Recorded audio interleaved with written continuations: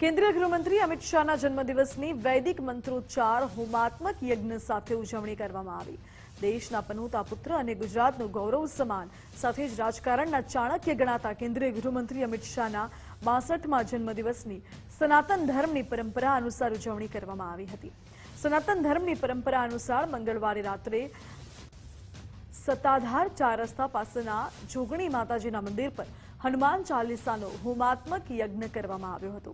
રાજકારણના ચાણક્ય ગણાતા અને ગુજરાત જ નહીં વિશ્વભરમાં સન્માન પામેલા કેન્દ્રીય ગૃહ અને સહકાર મંત્રી અમિત શાહને શુભેચ્છા પાઠવવા તેમને દીર્ઘાયુષ્ય, નિરોગી જીવન અને ઉત્તરોત્તર ઉજ્જવળ કારકિર્દી પ્રાપ્ત થાય અને તેમના પર હનુમાનજી મહારાજના સદય આશીર્વાદ કૃપા વરસતી રહે તેવી પ્રાર્થના કરવામાં આવી હતી। એએમસીના ગોતા વોર્ડના કોર્પોરેટર કેતનભાઈ પટેલ સહિત ભાજપના કાર્યકરો ઉપસ્થિત રહ્યા હતા।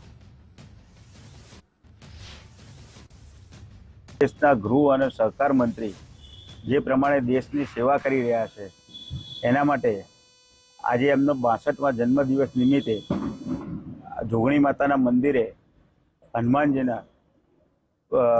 ચાલીસાના પાઠ કરી એ આહુતિ આપી અને એમના આયુષ્ય માટે અને નિરોગી રહે એના માટે અને દેશની આવી જ રીતે સેવા કરતા રહે એના માટે આ યજ્ઞ કરવામાં આવ્યો। યુવાનો માટે કેવી રીતે પ્રેરણા છે?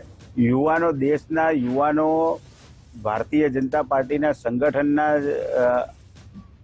આખા 140 કરોડ દેશવાસીઓના ચાણક્ય કહેવાય, જે એમના માટે આ છે અને યુવાનો માટે તો પ્રેરણા છે કે જે પ્રમાણે એ કામ કરી રહ્યા છે, દેશની સેવા કરી રહ્યા છે અને રાત દિવસ જોયા વગર જે કામગીરી કરી રહ્યા છે એ પ્રમાણે યુવાનો એમની પ્રેરણા લઈને ઘણું બધું શીખી રહ્યા છે।